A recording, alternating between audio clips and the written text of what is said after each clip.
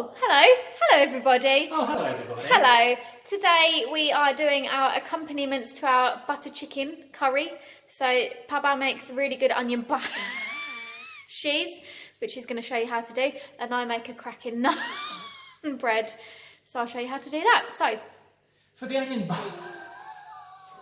bhajis, we're going to need 2 onions, white onions. We tried them with red the first time round and it looked like someone had a nosebleed on them. 2 onions, some flour to make the batter, that's American for batter, cumin will come in, garlic powder, turmeric and salt, because last time I did it I forgot to add the salt and now we're just a little bit, yeah. Right, so we'll come back when Papa is chopping up the onions.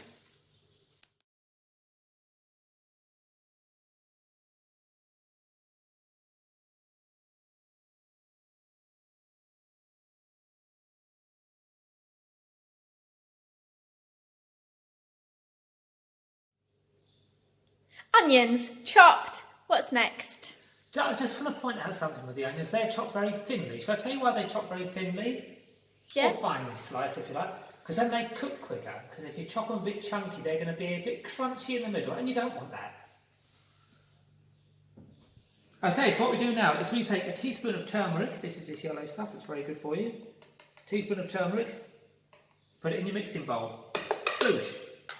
1 tablespoon of cumin, or cumin.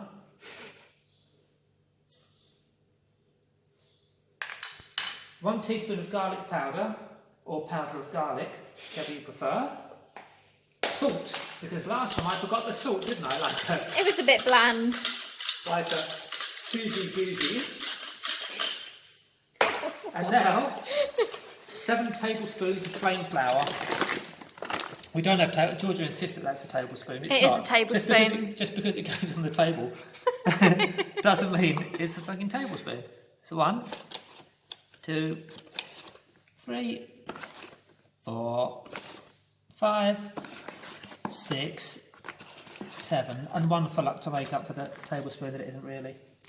It is. It's a tablespoon. I Then don't want to cooking with it. We combine the flour with the work surface, as you see. We provide the spices, etc., like this. And then we make this into a batter by using water. Add a bit of water and it goes quite thick and sticky. You can use a river of water. Oh, it's flowing like a river.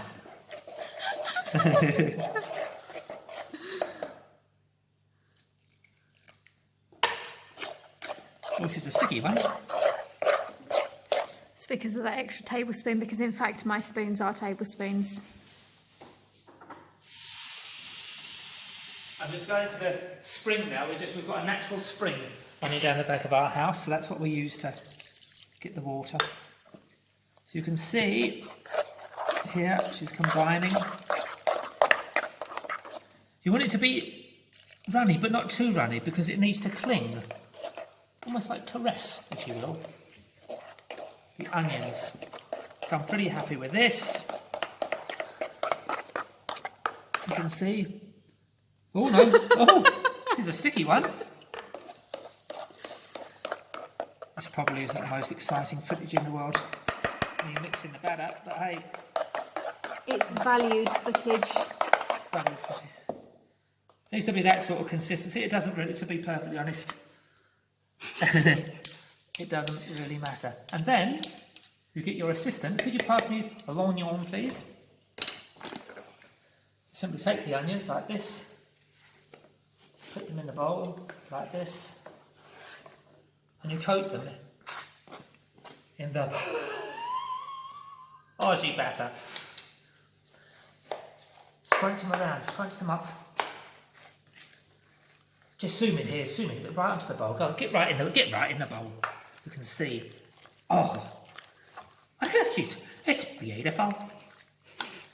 So you can see each individual strand of the finely sliced onion is now coated with a lush, thick sea batter. And that's it. And now, 2 options. One, you can either fry them straight away in hot oil or cover them with plastic wrap. We're going to cover them because we're going to cook them later. Now, to accompany our butter chicken that we're having, I've prepared the onion bhajis. They're ready to go. Georgia is now going to be making... I'm going to be making the naan bread. Start off with a big mixing bowl. Big mixing bowl. 1 cup of water, warm water, in the mixing bowl. You're going to need 1 teaspoon of zucker. In it goes. Sugar in bread. 1 teaspoon of salt. And 1 tablespoon. Or semi-tablespoon. Tablespoon of fresh yogurt. Yogurt. Is that the Cypriot yogurt that is in fact the best in the world? Yes, it is. I like quite a lot of yogurt, so don't be shy. Don't be shy. Don't be shy. If you had a proper tablespoon, then you couldn't be shy with it. And then we're going to add 1 tablespoon of cheese. A tablespoon? Not a tablespoon, a packet. And how big is that packet roughly in grams? It's 11 grams. Some say that you should only use like a 7-gram sachet, but... Rules are there to be broken. What do you do with that then? We're going to mix it and then we're going to leave it to cool for a little bit, like 5 minutes. And then we're going to add some flour to it. Back in a minute. And now we're back in the kitchen. As you can see, it's gone a little bit frothy. We're going to add 2 cups of the flour. We're going to mix it. Are you in shot? I'm in shot. You're getting better. 2 cups of the flour, then mix it, and then you're going to add the final cup and mix it once more. I'm going to start by using a spoon, just because I don't know. Is that your tablespoon that you're using? My tablespoon, yeah, that's right. Okay, so it's all coming together, as you can see. Once all the flour has dissolved, you're then going to add the final cup of flour. And then we're going to mix it and then we're going to knead it.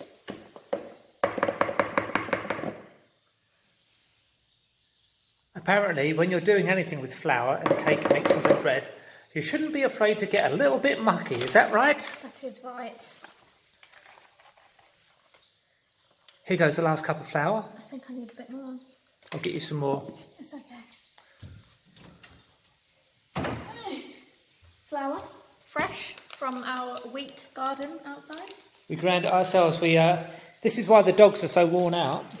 There's Willow. There.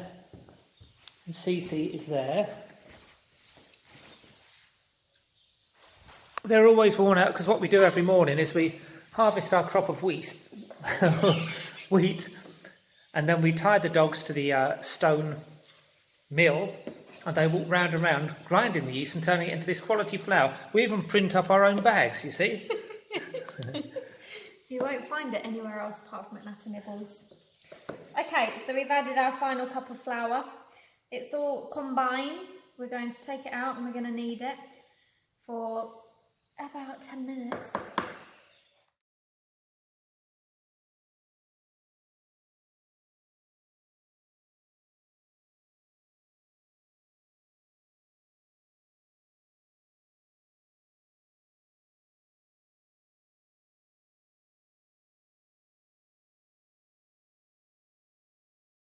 And now the kneading is over. So what's the next process, Georgia? The next process is put it into a floured bowl so that it doesn't stick to the sides.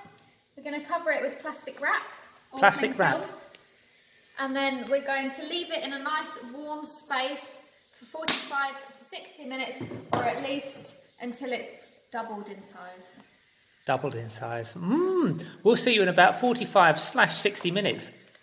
Now, the naan bread has been proving for a while now, and the next phase, George is going to talk us through that. We've taken it out of the bowl. Can we have a view of the bottom, please? Thank you. We've taken it out of the bowl. We've made it into a sausage shape. We need 3 naan bread, so we're going to cut it into 3. That is what we did last time, isn't it? We cut it into 3. We're going to make it into a ball like this. Can you see? This is a good technique. Yes. You see, it's a ball. And then we are going to flatten it out so that it comes to the size of the frying pan that you are using. Oh, you're very hands-on with it, aren't you? You have to be hands-on with it. Don't be shy to stretch it. A couple of holes is quite nice as well. It gives it that authenticity. Authenticity. Don't be shy. Don't be shy. We're going to use an extra large frying pan. No, we're not. We're going to use a medium-sized frying pan. Sorry, everyone. Of course, if we were in India, we would be doing this in a clay oven, wood-fired. But we've got the next best thing: a medium-sized pan and a gas hob. Okay, so I found my pan. We're using this one.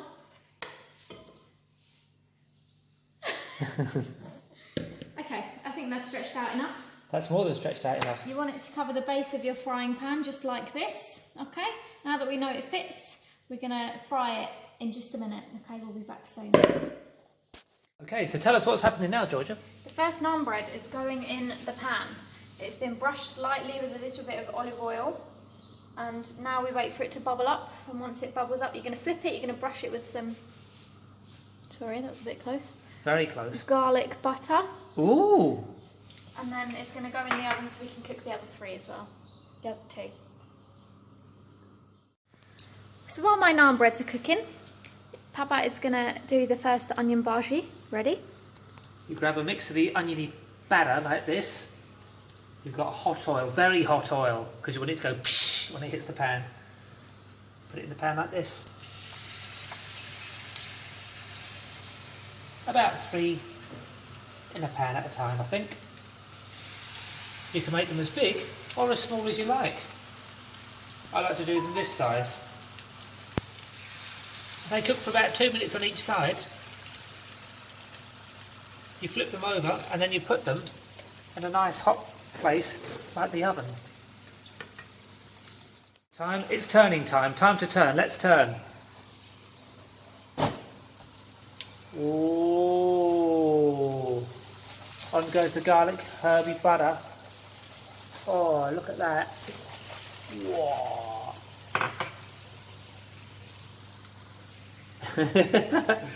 Well, you're so rad. And now it's time for me to turn mine.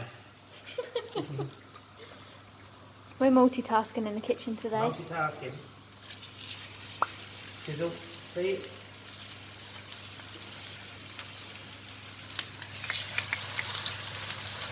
They're going to have another 2 or 3 minutes each side.